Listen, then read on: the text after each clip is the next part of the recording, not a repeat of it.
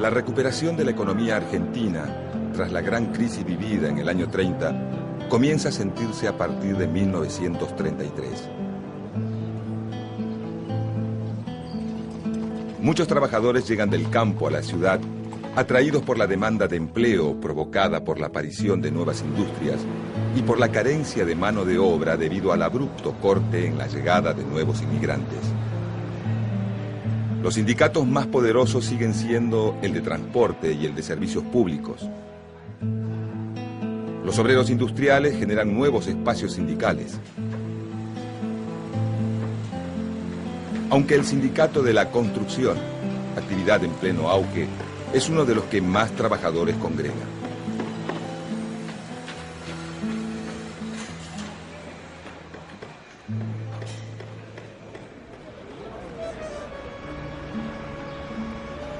Ante las presiones sindicales, el Estado, aunque recurre a la represión para acallar las protestas de los distintos gremios, concede mejoras en algunos grupos obreros, como el sábado inglés o la indemnización por despido y las licencias por enfermedad para los empleados de comercio.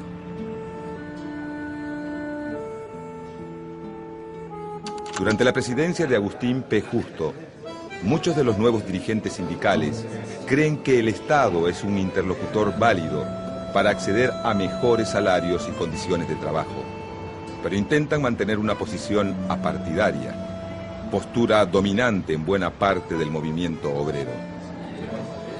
Esta tendencia denominada sindicalista es criticada por socialistas y comunistas, que reclaman mayor participación dentro de la esfera política y proponen formar un frente popular contra el régimen de Justo.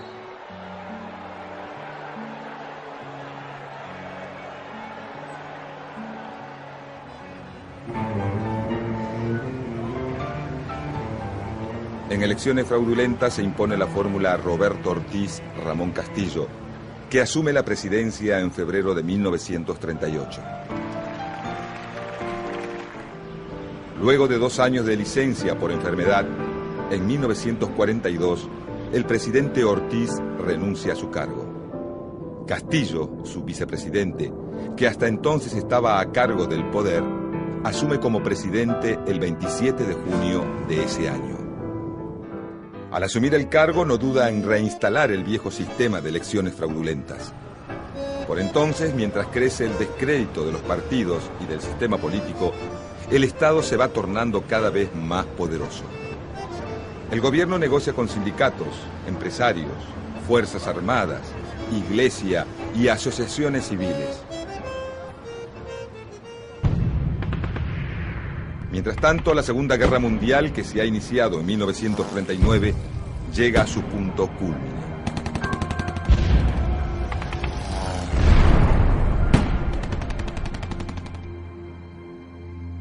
La República Argentina ha declarado, como es notorio, su neutralidad frente a la actual guerra europea y ha de cumplirla estrictamente.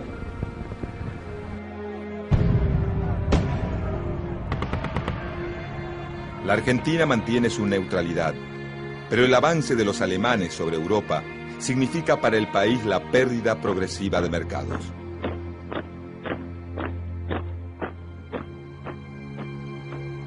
Las consecuencias para la economía argentina son importantes. Solo Gran Bretaña se sostiene como un mercado significativo, pero por un acuerdo firmado con los británicos bajo la presidencia de Ortiz Castillo, las libras obtenidas por la venta de carne argentina deberán quedar en Londres hasta el final de la guerra. En esos años de conflagración mundial, la Argentina comienza a reemplazar las importaciones provenientes del viejo continente, llegando incluso a exportar productos manufacturados hacia otros países latinoamericanos.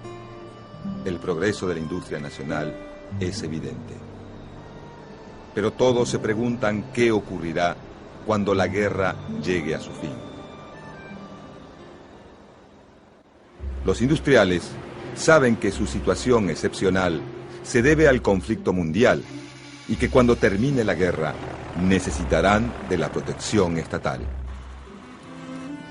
El posible cierre de fábricas y el consecuente desempleo preocupa a la Iglesia, la cual teme que el descontento social convierta a la Argentina en terreno fértil para un declarado enemigo de la religión, el comunismo. Los opositores al gobierno, que acuerdan con declararle la guerra al eje, formado por Alemania, Japón e Italia, acusan al presidente Castillo de nazi y reciben fuerte apoyo de la embajada norteamericana, interesada en consolidar su liderazgo en América Latina. Castillo se niega a declarar la guerra, pero argumenta sus motivos. Argentina no puede dejar a Gran Bretaña sin los envíos de carne en medio de la lucha. Y si se le declara la guerra al eje, Alemania hundirá los barcos que transportan la carne, agravando aún más la situación inglesa. Estados Unidos le pone trabas a Argentina en la compra de armas como forma de presión para que declare la guerra al eje.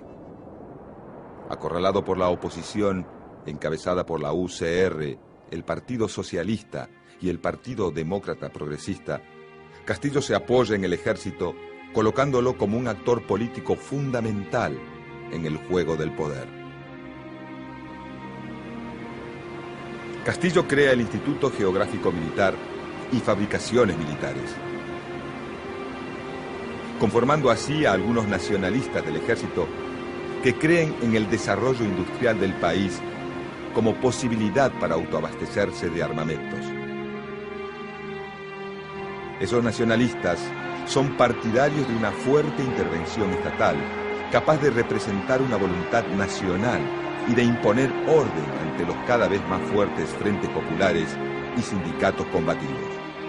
Para 1943, el oficialismo y la oposición se disputan el apoyo del ejército como forma de asegurar la continuidad del régimen o de terminar con él. Son ahora las Fuerzas Armadas las que manejan los verdaderos hilos del poder y reaccionan derrocándolo con un golpe de Estado el 4 de junio de 1943.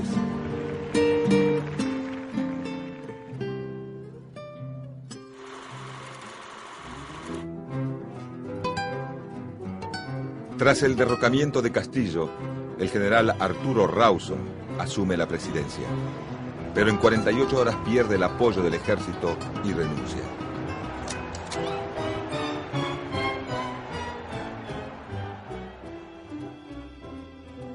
Entonces es Pedro Ramírez quien lo sucede y el Ministerio de Guerra pasa a ser controlado por un grupo de oficiales que conforman la logia GO. Los integrantes de la logia GO son en su mayoría coroneles que coinciden en la necesidad de dar más disciplina al ejército, acabar con la corrupción y ven al comunismo como el gran enemigo del momento. Su principal referente es el ministro de Guerra, Edelmiro Farrell.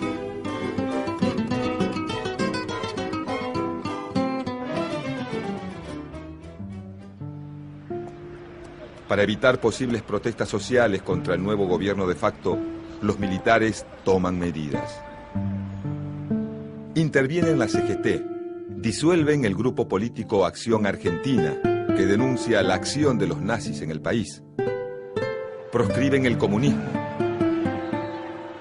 persiguen la acción sindical y de los partidos políticos, intervienen las universidades, cesantean a los docentes opositores y establecen la educación religiosa en las escuelas.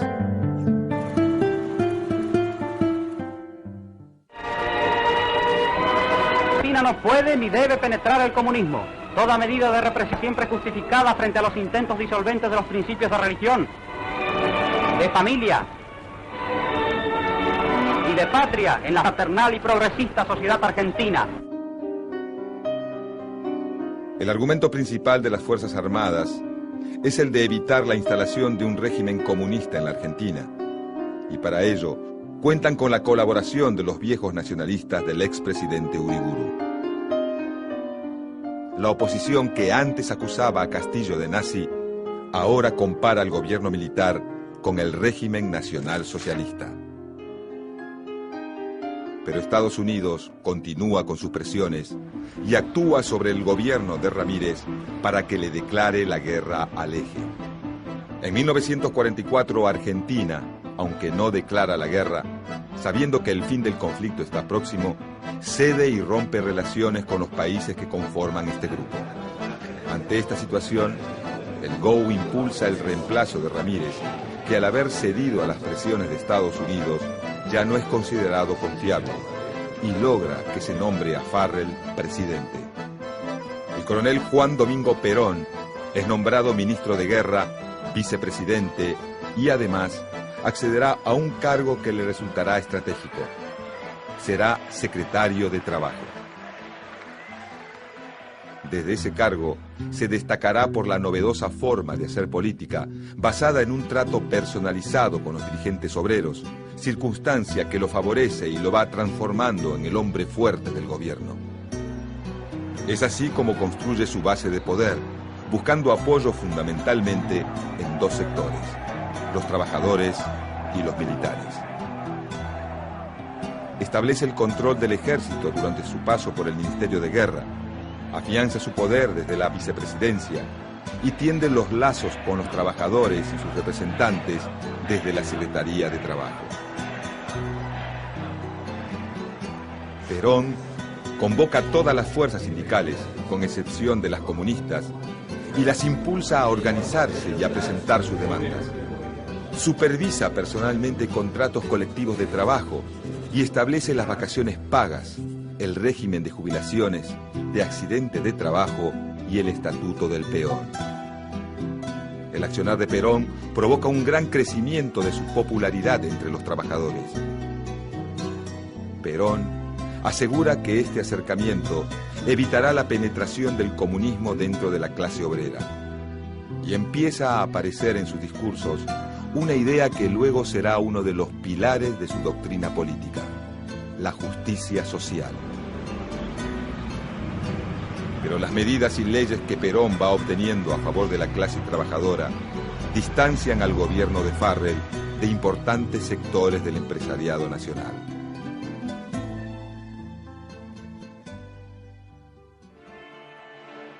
La oposición política exige la declaración de guerra y se enfrenta al gobierno militar, al que acusa de nazi-fascista.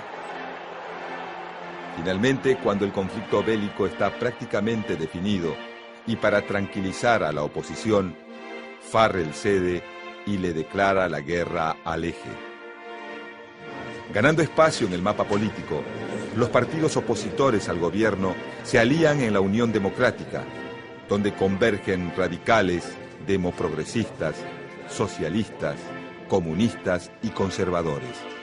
Exigen la entrega del poder a la Corte Suprema y el inmediato llamado a elecciones. En junio de 1945, la situación política del gobierno militar se empieza a complicar. Se publica el Manifiesto del Comercio y la Industria, redactado y pagado por las asociaciones de patrones, que ataca a la política económica acusándola de desacertada y fascista. En septiembre se realiza una multitudinaria marcha llamada de la Constitución y la Libertad, convocada por la Unión Democrática, que agudiza la crisis política del gobierno. El principal opositor a la figura de Perón dentro del ejército es el general Eduardo Ábalos, jefe de la guarnición de Campo de Mayo. El inicio del conflicto se produce con la designación del jefe de Correos y Telecomunicaciones, lugar clave cuando se realizan elecciones, ya que desde allí se coordina la parte operativa de los comicios de todo el país. El teniente coronel Francisco Rocco es el número puesto para este cargo, aunque Perón lo sorprende nombrando a Oscar Nicolini, un amigo de su pareja, la actriz Eva Duarte. Algunos militares buscan desplazar a Perón para descomprimir la presión política y tomar el control del gobierno militar, aunque Farrell quede como presidente. Perón es el hombre que concentra la mayor parte de las críticas de la oposición. Un sector de los militares lo condena por fascista. Otros creen que se equivoca al acercarse a los trabajadores, y también hay quienes creen que la relación que Perón tiene con Evita contradice el Código de Honor Militar. Los oficiales de Campo de Mayo piden a voces la renuncia de Perón y amenazan con avanzar con sus fuerzas militares sobre la capital federal. El general Ábalos los convence de esperar los resultados de la reunión que se mantendría en Campo de Mayo con Farrell. El 9 de octubre, Ábalos y Farrell se reúnen y deciden pedirle a Perón la renuncia a todos sus cargos. Una comisión notifica a Perón de esta decisión y al poco tiempo regresa a Campo de Mayo con su renuncia. El 10 de octubre, desde la Secretaría de Trabajo, Perón ofrece un discurso a un grupo de obreros y dirigentes sindicales y utiliza la cadena nacional para dar un mensaje donde advierta a los trabajadores de la necesidad de defender las conquistas logradas. Estos discursos llevaron a Ábalos, flamante ministro de Guerra, a ordenar el arresto de Perón. El 13 de octubre, Perón es detenido y trasladado a la isla Martín García.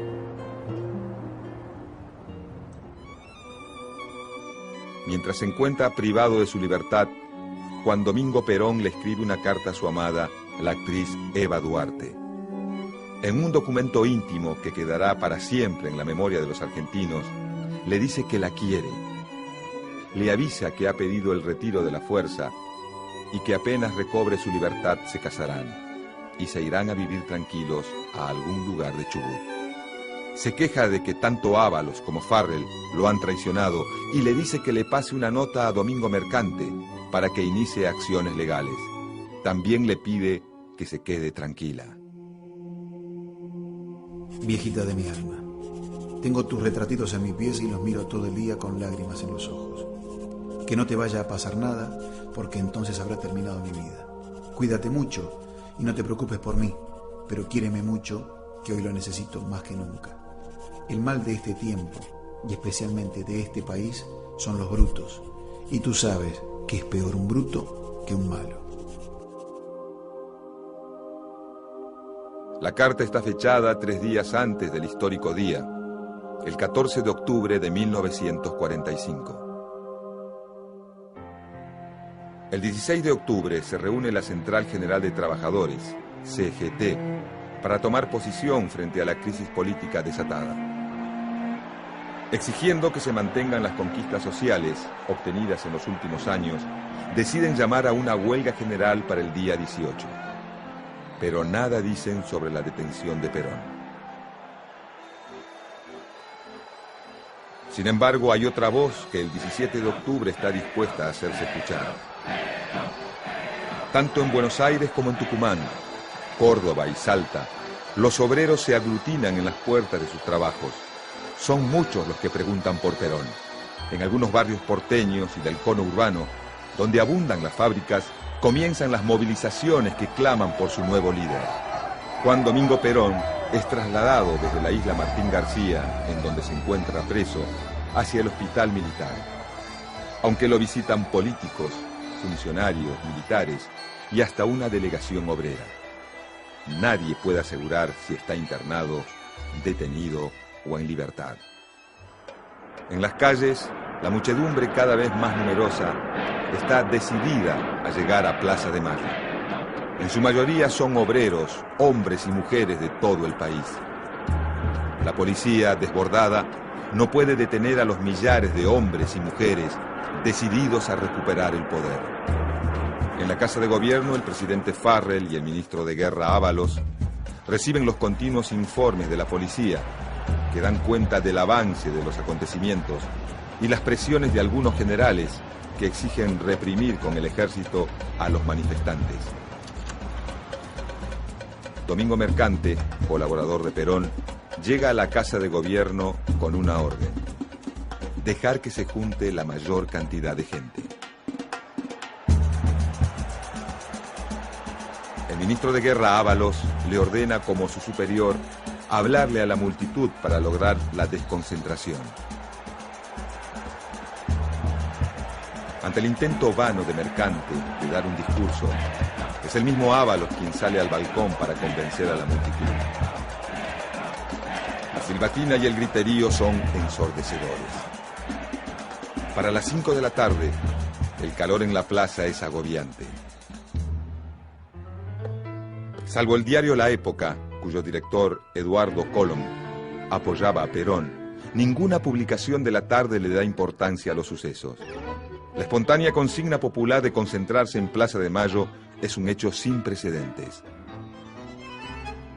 Farrell se retira a la residencia presidencial y deja a cargo de la situación a su ministro de Guerra, que decide entrevistarse con Perón en el hospital militar. Tras la reunión, Ábalos se comunica con Campo de Mayo para anunciar que Perón le hablará al pueblo desde los balcones de la Casa de Gobierno. La noticia conmueve a los militares que provocaron la renuncia de Perón, pero la desconcentración por medio de la fuerza ya no es posible sin desatar una batalla campal de consecuencias inimaginables. Mientras tanto, Perón decide que es el momento indicado para actuar y parte a entrevistarse con el presidente. Tras 40 minutos de reunión, ambos se dirigen a la Casa de Gobierno. En la plaza, la noche se ilumina con miles de antorchas improvisadas.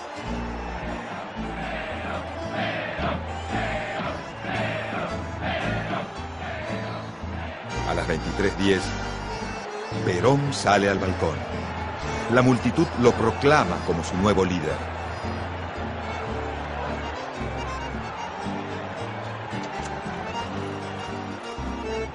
En un país que viene de 13 años de fraude electoral y de 2 de gobierno militar, la manifestación del 17 de octubre de 1945 evidencia el crecimiento, la organización y la politización de la clase obrera argentina.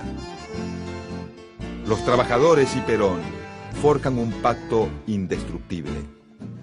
Un pacto que trascenderá en el tiempo y que instalará por muchos años en la Argentina la antinomia peronista-antiperonista.